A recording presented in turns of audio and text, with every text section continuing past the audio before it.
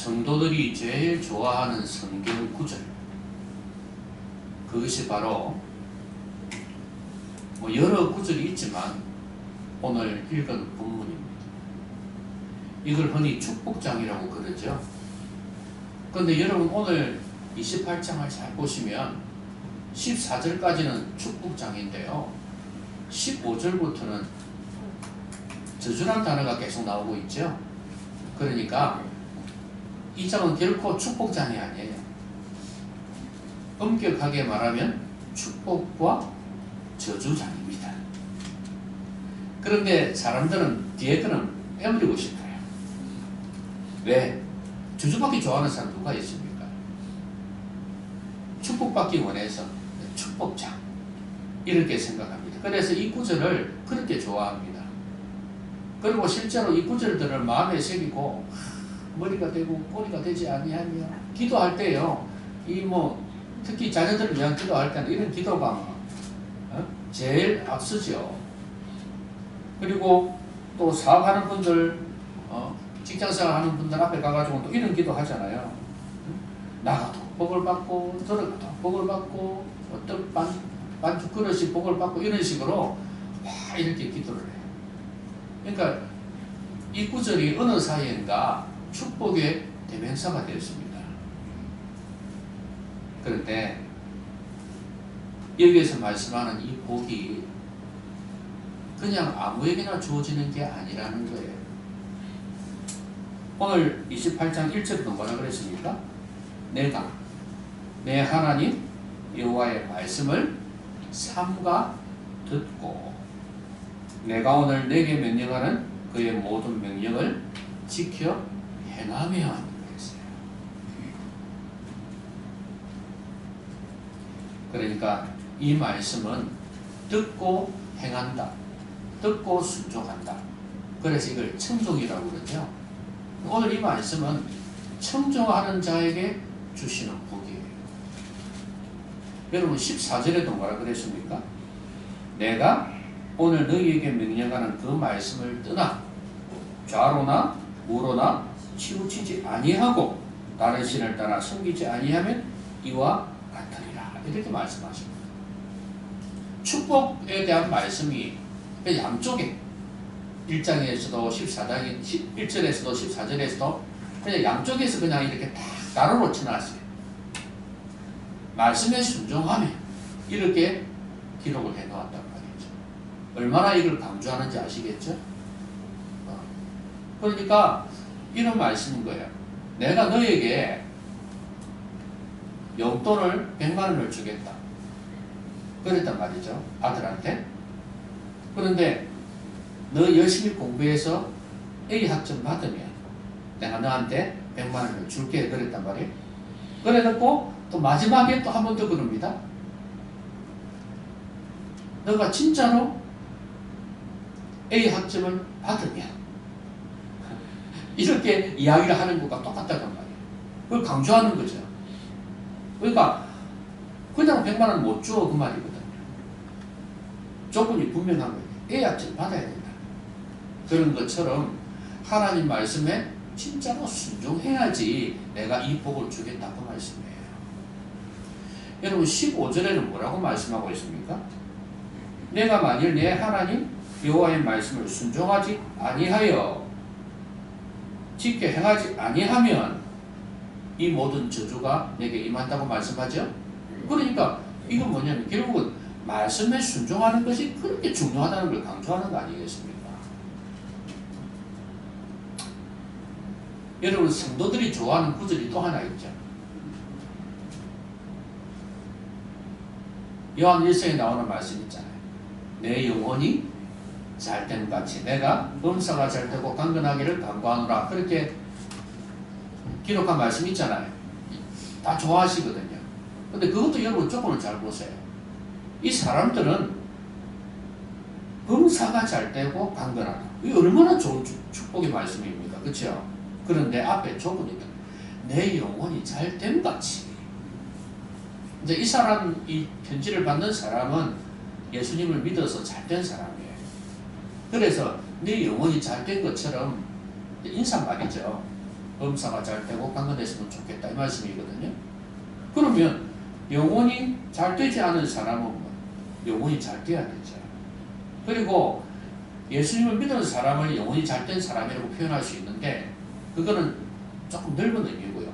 좀 좁은 의미로 들어가면 영혼이 잘 된다는 것은 예수님을 믿을 뿐만 아니라 하나님 말씀에 순종하며 사는 것,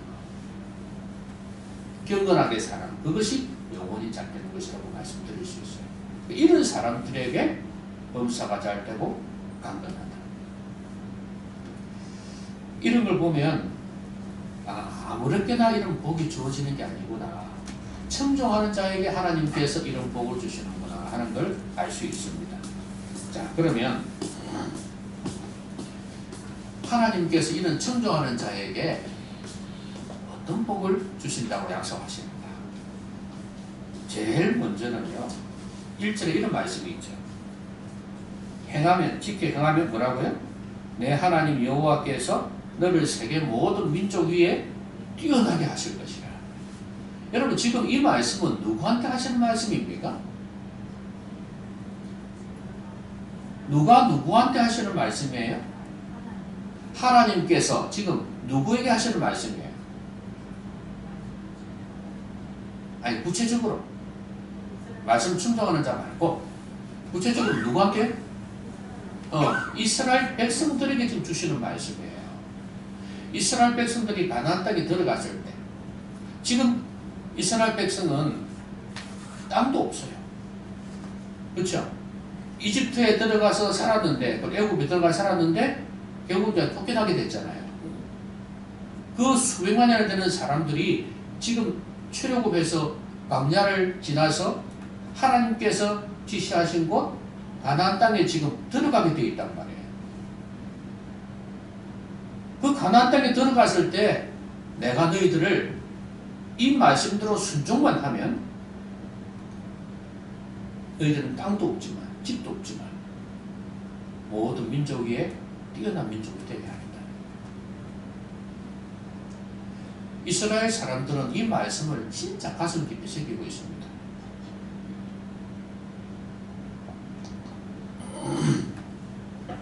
사실은 이스라엘은 그 자기 나라 땅이 없은 지가 이집트에서 나올 때 출애굽할 때도 그렇지만 그 뒤에 팔레스타인 그 지역에서만에 또 한 번 나라를 잃었잖아요. 언제 그랬습니까? 바벨론 포로로 끌려갈 때가 있었죠. 그렇죠? 그때 나라가 망했잖아요. 그래가지고 다른 나라가 또 다른 나라를 치고 이래가지고 몇 번이고 이 나라가 자기 나라 없이 식민지 그렇게 흩어져서 살다 또 막 어디 잡혀가고 피난가고 이런 식으로 그야말로 자기 땅이 없는 나라가 되어버렸어요. 지금 팔레스타인하고 지금 갈등이 많잖아요. 이게 이것 때문에 그래요. 1970 몇 년도인가 그때 나라 없이 돌아다니고 있을 때 그때 영국이라는 나라하고 협상을 해가지고 어떤 땅을 한 조금씩 이렇게 얻게 됐단 말이에요. 그래가지고 그 뒤로 조금씩 넓혀갖고 나중에 이제 팔레스타인하고 계속 싸우게 됐죠. 중동 여러 나라하고 싸운 걸 말할 것도 없고요. 지금 이스라엘은 우리나라 경상남도밖에 안 돼요. 인구도 몇백만밖에 안 돼요. 그 조그만 나라가 거대한 여러 나라를 상대해서 지금 싸우고 있습니다. 그런데 이스라엘 백성들은 하나님께서 자기들을 높여주셨다고 믿고 있습니다. 이 사람들은 예수 그리스도를 지금 믿는 사람이 많이 돌아오고 있지만 아직도 전체적으로는 예수 그리스도를 안 믿는 사람들이거든요. 그런데도 이 구약의 이 말씀을 자기들은 그렇게 믿고 있어요. 그런데 분명히 성경에서 말씀하고 있죠. 내가 유대인 너희들이 예수 그리스도를 믿지 아니하기 때문에 내가 눈을 돌려서 이방인으로 향한다고 말씀하셨거든요. 하나님께서 이제 모든 민족, 모든 이방인에게 향하고 있습니다. 그들에게 축복과 구원의 은혜를 주시려고 마음 먹으셨어요. 작정하셨단 말이죠. 그런데 중요한 거는 우리가 이 세상 살아갈 때 이런 성경적인 원리 있잖아요. 지금 그 제일 처음에 10계명 말씀하셨잖아요. 여기서 주가 10계명인데 이 원리를 지키면 복을 받는 건 사실인 것 같아요. 예를 들어서 여러분 안 믿는 사람이라 해도 우상을 안 섬겨. 무교죠. 솔직히 이야기하면 무교이기도 하고 그 다음에 자기 부모를 정말 공경을 해요. 뭐 유교의 정신에서 비롯했든 간에 어쨌든 간에 부모에게 효도해. 그리고 도둑질이나 간음이나 거짓말이나 이런 거 안 해. 이렇게 도덕적으로 본이 되는 삶을 살아가요. 여러분 이런 사람들은 잘 될 것 같습니까? 안 될 것 같습니까? 잘 되는 사람이 많아요. 저는 이스라엘 백성도 지금 이스라엘도 그런 상황이라고 믿고 있어요. 그런데 중요한 것은 그것은 그 원리를 따라 살아서 도움받았을지는 몰라도 하나님 앞에서 인정받는 건 아니야. 중요한 것은 그렇게 살 때 예수 그리스도를 믿는 믿음으로 하나님의 자녀가 되어서 자기의 죄를 자백하고 죄 용서 받고 그래서 하나님의 나라에까지 들어가는, 이 땅에서도 하나님 나라가 있어서 그 안에 속할 수 있지만 궁극적으로 천국 사후의 세계 하나님의 나라에 들어갈 수 있는 이런 사람이 돼야 진정으로 복 있는 사람이라고 할 수 있지 않겠습니까?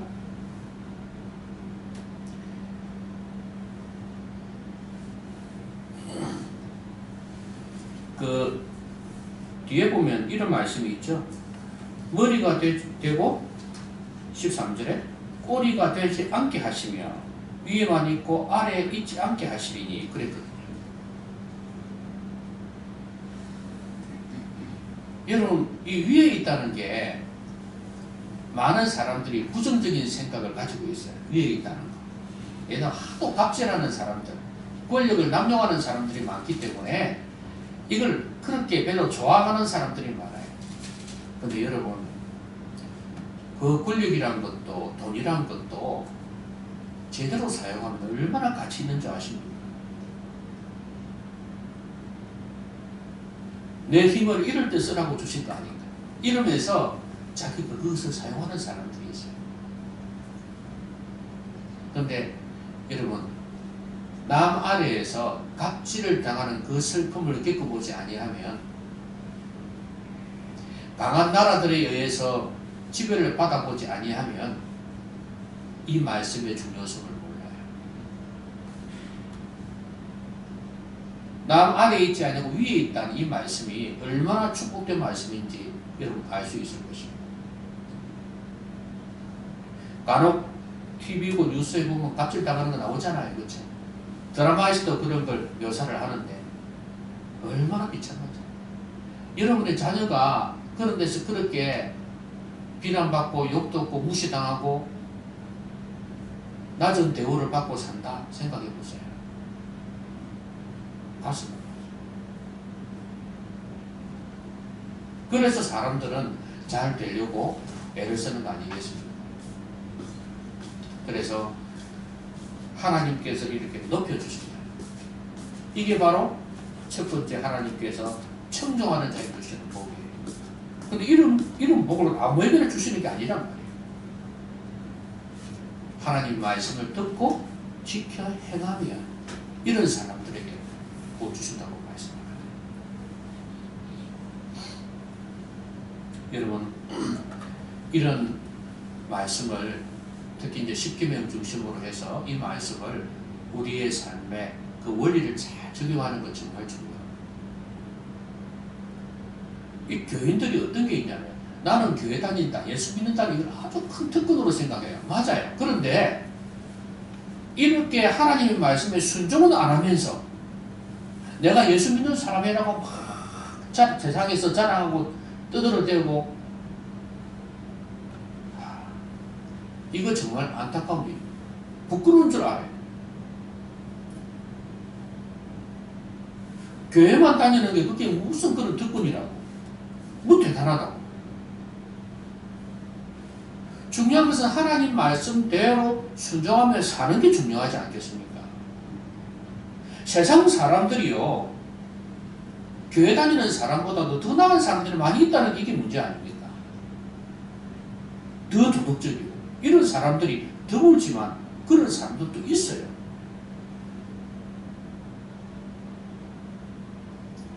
교회 다니는 사람들은 예사로 거짓말 하는데, 이 세상에 사는 사람들, 예수 안 믿는 사람인데 거짓말 하는 거 양심에 이렇게 가책을 느끼면 안 하려고 그런 사람도 있단 말이에요.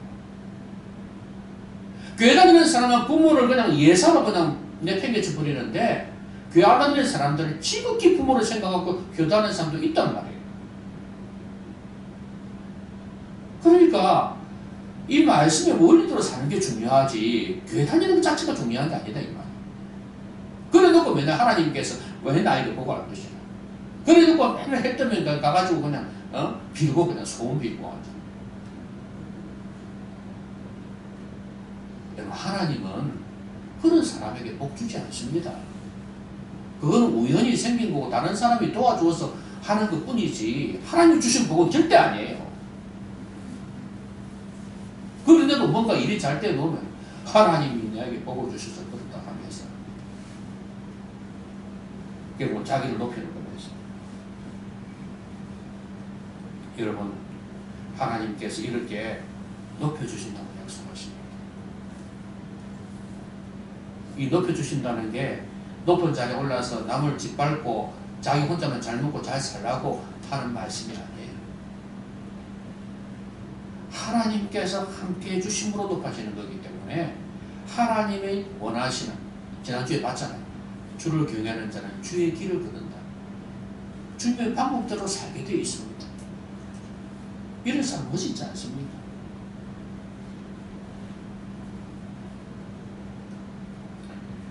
자, 그 다음에 이런 말씀도 있습니다.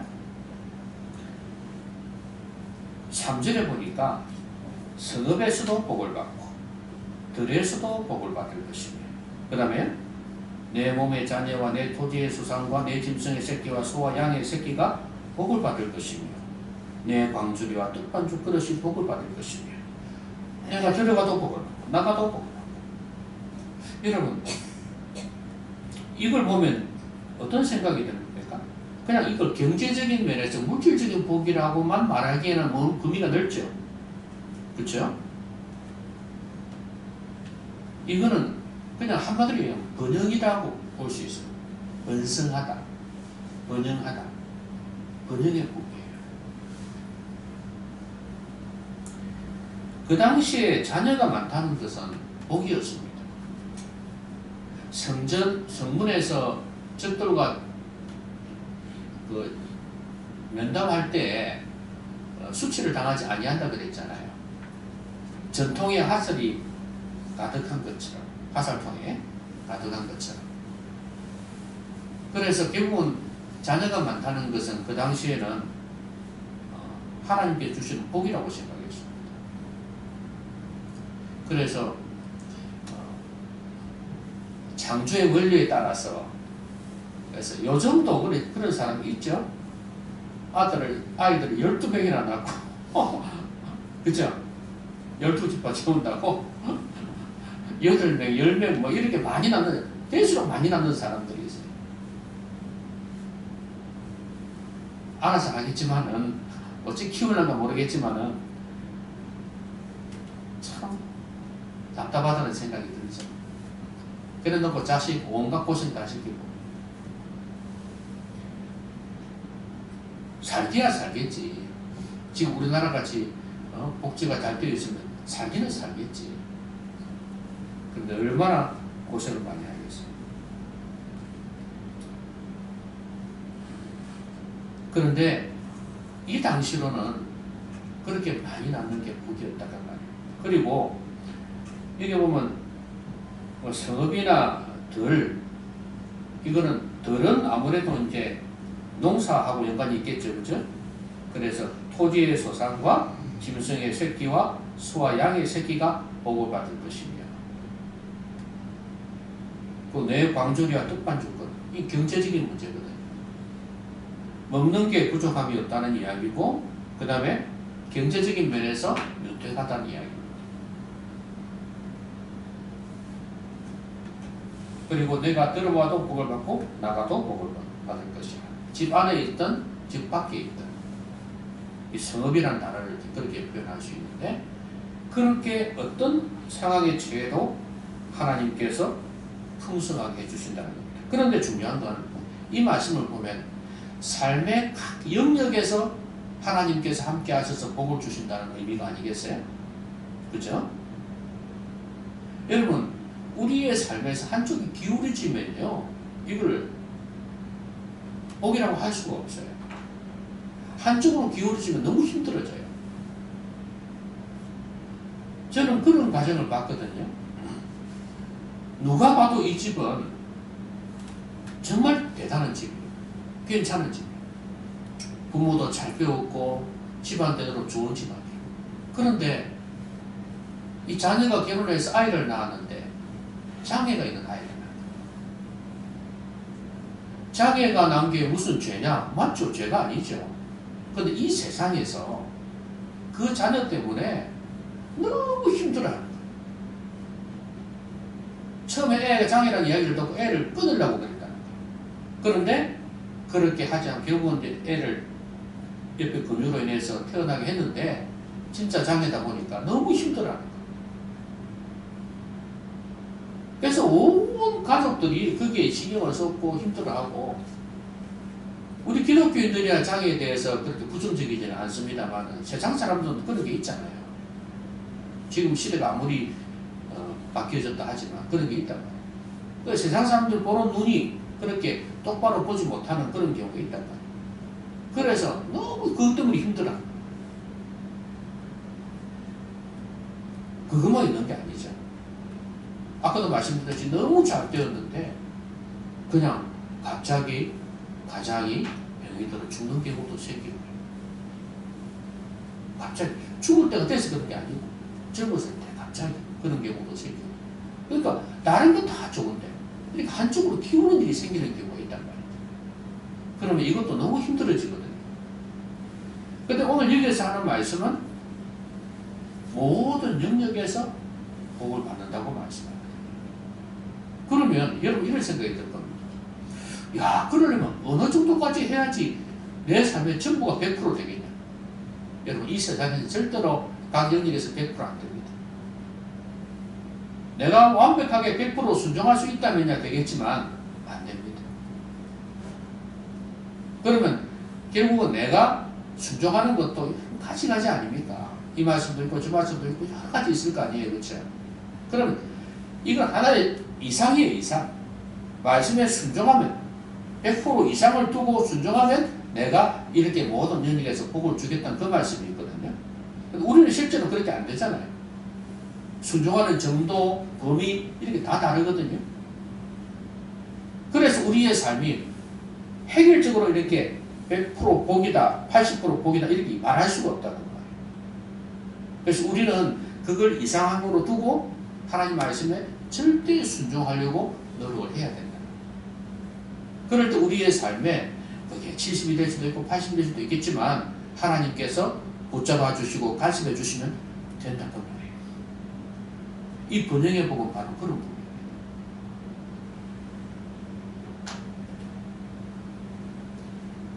남이 볼 때는 내가 3밖에 안 됐지만 하나님께서 함께 해주셔가지고 5, 6이 된다면 복 아니겠습니까?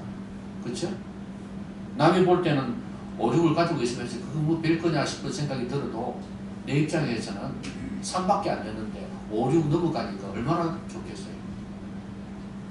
이런 게 하나님께서 주시는 복이라는 거예요.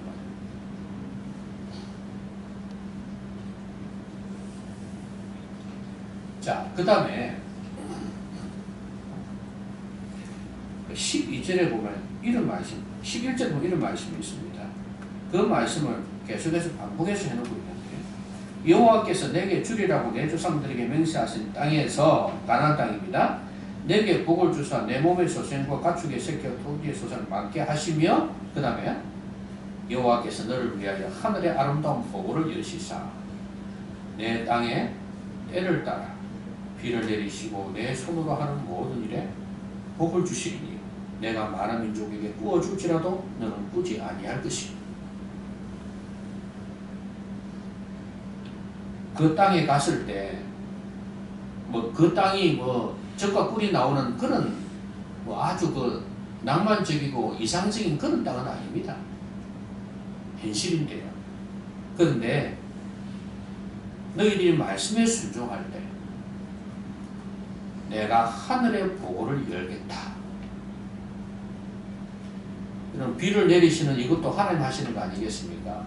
하나님이 비 막아버리면 힘듭니다. 우리 인간들요 까불어 사도요 하나님께서 비 안 내리게 하시면 그냥 다 죽는 겁니다. 여러분. 그리고 많은 민족에게 꾸어줄지라도 너는 꾸지 아니할 것이요. 지금 이스라엘 백성들이 이스라엘이 지금 그렇죠. 경제적으로 참 부유하죠.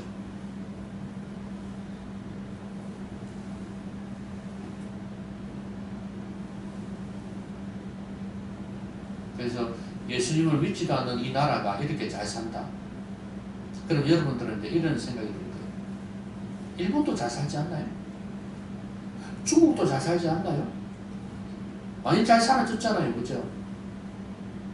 그래서 이스라엘이 원리를 지킨 것 뿐이지 하나님의 마음에 드는 나라는 아니라는 이야기예요. 그 부자라는 것은 그렇게 우상을 숭배해도 잘 사는 나라가 있다 이 말입니다.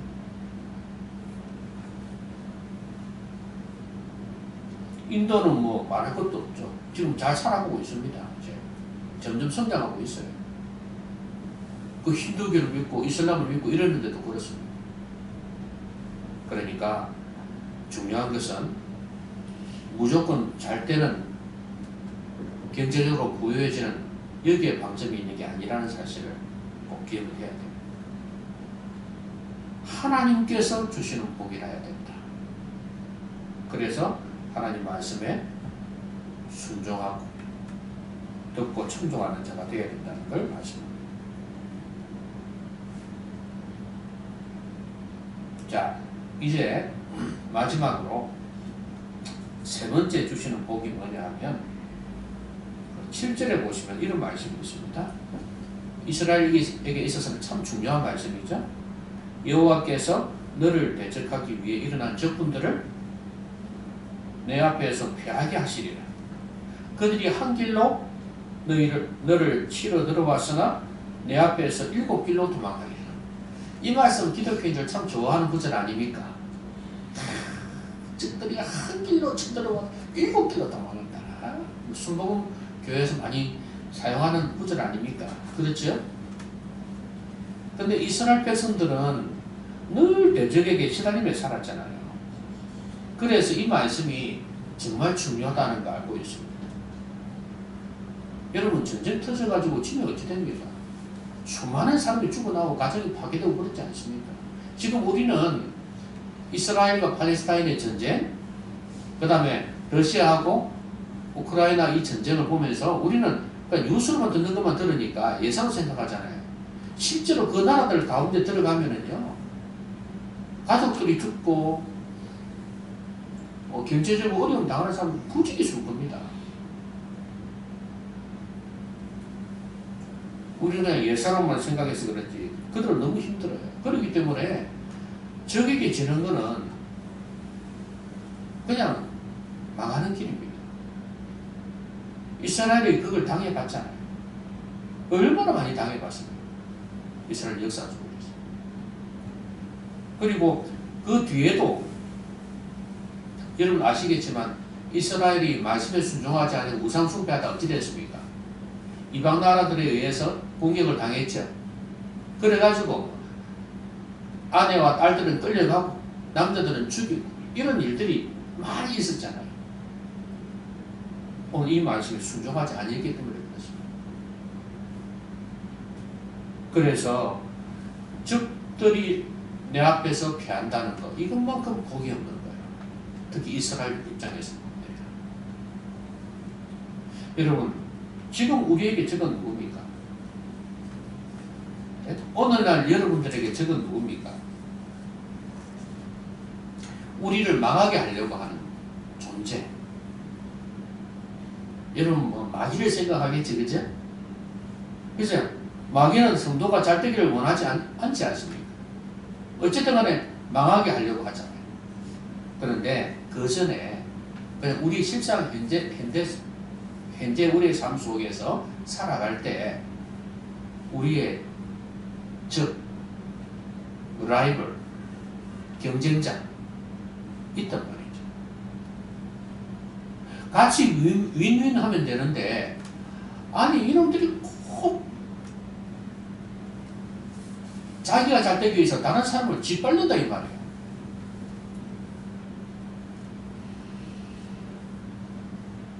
제가 저번에 상도라는 소설 이야기 한번 했지 않습니까? 그게 옛날에 드라마로도 나온 줄 알고 있었어요. 거기에 보면은요, 자기가 살기 위해서, 자기 상단이 살기 위해서 다른 상단을, 그 주인공이지만 그 상단을 얼마나 공격하고 야비하게 정치권 이용해가지고 못돼도 그렇게 못되는 거예요. 근데 지금도 대기업들이 그래요. 자기들이 살기 위해서 다른 중소기업, 하청업체들 얼마나 갑질하는지 몰라요.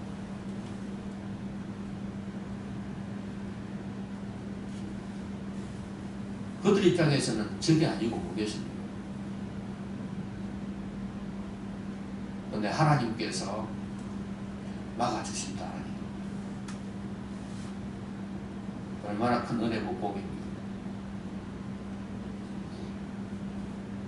여러분 개인도 그럴 수 있잖아요.